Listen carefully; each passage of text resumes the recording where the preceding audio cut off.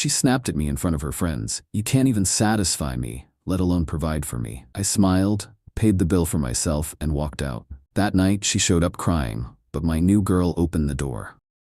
Hey viewers, just a quick thanks. Over 14% of you are already subscribed, and it means the world. If you're new here and enjoy these stories, join the family by hitting that subscribe button. We're on the road to 10,000. Alright, so I know how this sounds, but bear with me, because this whole thing is wild. My ex-girlfriend Vanessa and I dated for about 8 months. I'm 25, she's 24. Things started good, but the last few months she'd been getting more and more demanding about money and making comments about my lifestyle. I work as a plumber and own my own business. Make really good money actually, but Vanessa always acted weird when people asked what I do. She works full-time as a manager at some upscale boutique downtown, so she's around fancy stuff all day. We live together in my house, which I own outright. Been living together for about 4 months. But lately, Vanessa's been making comments about upgrading to a bigger place or a better neighborhood. Everyone at work lives in those new downtown condos, Mike. They're so much nicer than this place. Babe, this house is paid off. Why would we move somewhere we'd have to pay rent? Because it's about more than just money. It's about lifestyle.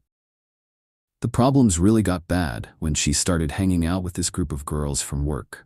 All of them dating guys with office jobs. Suddenly, Vanessa's acting embarrassed about being with a plumber. Why can't you get a normal job like everyone else? Vanessa, I own my own business. I make more than most people. It's not about money, it's about what people think. Should have ended it right there, but I thought she'd get over it. Last Friday, Vanessa texts me saying she wants to go to this new upscale restaurant downtown. The kind of place that charges $40 for a steak. I said sure, even though it's not really my scene. Great, I invited Ashley and Madison from work and their boyfriends. You'll finally get to meet them. Red flag, but I went along with it. Saturday night, we meet at the restaurant. Ashley and Madison show up with their guys who are exactly what you'd expect. Button-down shirts talking about their marketing jobs and investment portfolios. "This is my boyfriend Kevin," Ashley says. "He works in digital marketing." "And this is Brad," Madison adds. "He's in corporate finance." Then it's my turn. "This is my boyfriend Mike," Vanessa says without much enthusiasm. "He owns a maintenance company." Maintenance company, not plumbing business. Maintenance company. The whole dinner is awkward. Kevin and Brad keep talking about their careers and asking vague questions about what I do. Vanessa keeps steering the conversation away whenever they get specific. "Mike handles property maintenance for commercial buildings," she says when Brad asks directly. Which is sort of true, but makes it sound like I'm a janitor instead of a business owner. About halfway through dinner, Kevin starts talking about this vacation he's planning with Ashley. "We're looking at Bermuda for a long weekend. All-inclusive resort package." "That sounds incredible," Vanessa says. "Mike and I never do anything like that." I look at her confused. "We talked about taking a trip to Costa Rica. You said you wanted to wait until summer." "That's different. That's not like a real vacation." "What makes a vacation real?" "You know, like somewhere romantic, with nice resorts and good service." "Costa Rica has nice resorts. It's not the same thing, Mike." Ashley jumps in. "Kevin surprised me with the trip for our 6-month anniversary. It's so nice having someone who knows how to treat you right." The comment hangs in the air. I can see where this is going. "Must be nice," Vanessa says, looking directly at me. Madison decides to pile on. "Brad and I went to Napa last month. Wine country is so romantic. Much better than camping or whatever." "See, that's what I'm talking about," Vanessa says. "Some people know how to plan real dates." "Vanessa, we've been on plenty of nice dates." "Like what?" "That weekend at the lake house. The concert downtown. Dinner at Romano's last month." Those aren't the same thing. How are they not the same thing? Because they're not impressive? They're just normal. Kevin and Brad are watching this conversation like it's entertainment. Ashley and Madison are exchanging looks. "Vanessa, maybe we should talk about this at home." "No, let's talk about it now. I'm tired of pretending everything's fine. Pretending what's fine? Our relationship, Mike, our future." "What's wrong with our future?" "What future? You're content just running a little maintenance business forever. It's not a little business, it's successful. Successful compared to what? Compared to most businesses. I do well. Define well. I'm getting irritated now. I make good money, Vanessa. You know this. How good? Good enough to own a house and support both of us. That's not what I asked. The table goes quiet. Everyone's staring at us. Vanessa, what do you want me to say? I want you to be honest about your limitations. What limitations? Your career limitations, Mike. Your ambition limitations. I don't have limitations. I have a successful business. Vanessa looks around the table at her friends, then back at me. Mike, you can't even satisfy me, let alone provide for me. The words hit like a slap. Ashley and Madison gasp. Kevin and Brad look uncomfortable, but also kind of interested. Vanessa, what the hell? It's true, Mike. You're not ambitious. You're not sophisticated. You're just comfortable being small time. Small time? Yes, small time. Look at Kevin and Brad. They have real careers. They understand what women want. And what do women want? Success, growth, someone who's going somewhere in life. I sit there for a second processing what just happened. My girlfriend of 8 months who lives in my house just told me I can't provide for her in front of people I've never met. Then I started laughing. What's so funny? Vanessa asks. You think Kevin and Brad are more successful than me? They have real careers, Mike. Kevin, you work in digital marketing, right? Yeah, why? What's your annual income if you don't mind me asking? Mike, don't, Vanessa warns. I make about $70,000, Kevin says. That's great. Brad, what about you? Around 85. Cool. So Vanessa, since you think I can't provide for you, want to know what I made last year? Mike, stop this. $160,000. The table goes dead silent. That's impossible, Madison says. Nope. Plumbing business is really good. Emergency calls, commercial contracts, new construction. I'm booked 6 months out. Ashley looks shocked. You make twice what Kevin makes. Yeah, but apparently that doesn't matter because it's not sophisticated enough. Vanessa's face is bright red. Money isn't everything, she mumbles. You literally just said I can't provide for you. Seems like money was pretty important 10 seconds ago. It's not about the money, it's about image. Image? Yes, image. What am I supposed to tell people when they ask what my boyfriend does? You tell them your boyfriend owns a successful plumbing company and makes 6 figures. It's not the same thing. You're right.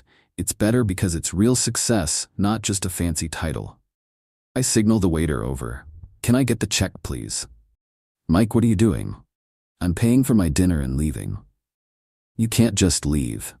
Watch me. The waiter brings the check. $150 for 6 people. I look at it and calculate my portion. 2 drinks and the salmon, so about $35 including tip. Mike, you always pay when we go out, Vanessa says quietly. You just told me I can't provide for you. Figured I should stop trying. I put $40 on the table and stand up. Thanks for dinner, everyone. Good luck paying for the rest. Mike, sit down. Don't make a scene. I'm not making a scene. I'm leaving. You can figure out how to split the rest with your sophisticated friends. I walked out of that restaurant, feeling like I'd dodged a bullet. Got home and sat on my couch thinking about what just happened. Vanessa had been living in my house for 4 months, eating food I paid for, sleeping in a bed I bought, and she just told strangers I couldn't provide for her. My phone started buzzing around 11 p.m. Texts from Vanessa. Mike, I'm sorry. I didn't mean what I said. Ashley had to lend me money for my part of dinner. Can you Venmo me back? Mike, please answer me. I'm getting an Uber home. We need to talk.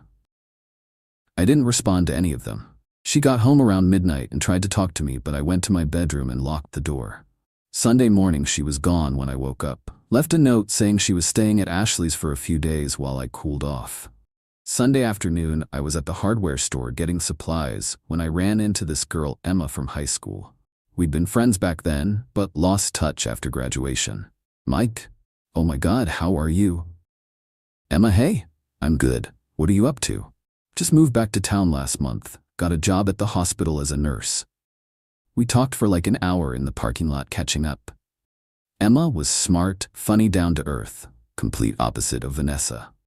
We should grab coffee sometime, she said. I'd like that.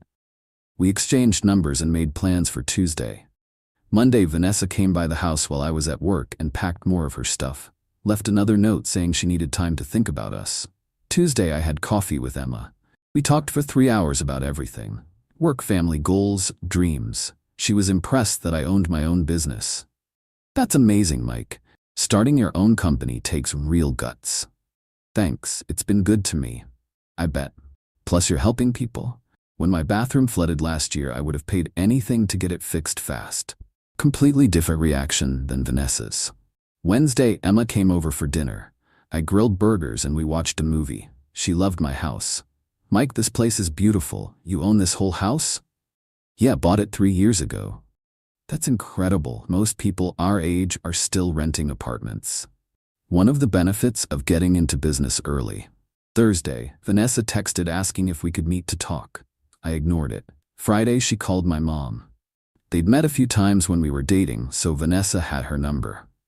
My mom called me later laughing. Mike, some girl called me crying about how she made a mistake and needs you back.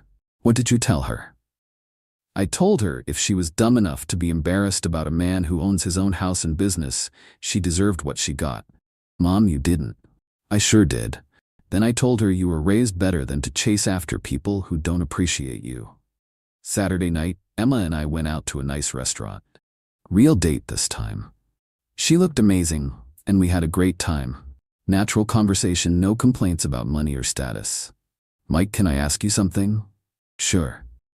What happened with your last relationship? You mentioned you recently got out of something. She was embarrassed about my job, thought dating a plumber was beneath her. That's crazy. You're successful and you work hard. What more could someone want? Apparently, a corporate job in an office. Her loss then. When I dropped Emma off at her place, she kissed me goodnight. First time I'd felt genuinely excited about someone in months. The next Friday, exactly 1 week after the restaurant disaster, I was working in my garage when my doorbell rang. Expected it to be Emma since we'd made plans to watch a movie. Opened the door, and there was Vanessa crying with 2 suitcases. Mike, thank God you're home. I've been thinking all week, and I know I can fix this. Vanessa, what are you doing here? I'm here to apologize and move back in. I realize I was completely wrong. You can't just move back in. Mike, please just listen. I talked to Ashley and Madison, and they both said I was crazy for saying what I said. So your friends had to tell you that you messed up? That's not the point. That's exactly the point. Mike, I know I screwed up, but we can work through this. There's nothing to work through. Yes, there is. I love you. You love me now that your friends told you I make good money. That's not true. Before I could say anything else, another car pulled into my driveway. Emma getting out with takeout bags and a bottle of wine. Vanessa turned around and saw Emma walking up. Who is that? That's Emma. Emma who? My girlfriend. Vanessa's face went white. Your girlfriend? Yeah, we've been seeing each other. For how long? About a week. Emma reached the door looking confused about why Vanessa was crying on my doorstep. Hey babe, Emma said, giving me a quick kiss. I brought Thai food. Everything okay? Everything's fine. Vanessa was just leaving. I was not just leaving. Mike, we lived together. You moved out, remember? You needed time to think. I didn't say I was moving out permanently. You packed your stuff and left. That's moving out. Emma stepped forward. Hi, I'm Emma. I don't think we've met. I'm Vanessa, Mike's girlfriend. Ex-girlfriend, I corrected. Mike, tell her we're working things out. We're not working anything out, Vanessa. I'm not leaving until we fix this. There's nothing to fix. You showed me what you really think of me. Emma looked between us, then at me. Mike, should I come back later? No, you should stay. Vanessa should go. This is unbelievable. You're replacing me already? I'm not replacing anybody. I'm moving forward with someone who respects what I do. Mike, I respect you. You respect me now that you found out I make more money than your friends' boyfriends. That's not why. That's exactly why. You were fine disrespecting me until you realized you looked stupid. Emma's eyes widened. She disrespected your job? Among other things. Mike, I was wrong. I admit it. Vanessa, you weren't wrong. You were honest. You showed me who you really are. She stood there crying with her suitcases for another minute, then finally loaded them back in her car and left. Emma and I went inside and she asked what that was about.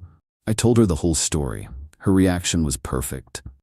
Mike, she sounds awful. Who says something like that about someone they supposedly love? Someone who cares more about what other people think than about reality. Well, I think what you do is impressive. You built something from nothing. That was 6 weeks ago. Emma and I are official now, and things are amazing. She's proud to tell people I own my own business and never makes me feel like I need to apologize for my success. Vanessa tried calling a few more times, but I blocked her number.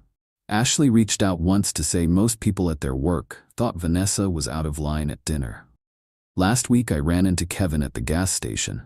He seemed embarrassed, but came over. Mike, hey man, look about that dinner. Don't worry about it. Nah, I feel bad. Vanessa was really harsh.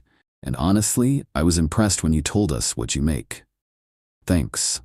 For what it's worth, she's been pretty miserable since you guys broke up. Keeps asking Ashley about you. That's unfortunate. She moved back in with her parents. Apparently couldn't afford her own place without your help. So Vanessa went from living in my paid-off house to moving back home. Interesting how that worked out. The whole thing taught me that some people care more about appearances than substance. Vanessa wanted a boyfriend who looked impressive on paper even if he couldn't provide what I could. She got so caught up in what her coworkers thought that she threw away financial security for social status. Now she's back at her parents' house while I'm with someone who appreciates what I've built. Sometimes the best revenge is just letting people face the consequences of their own choices.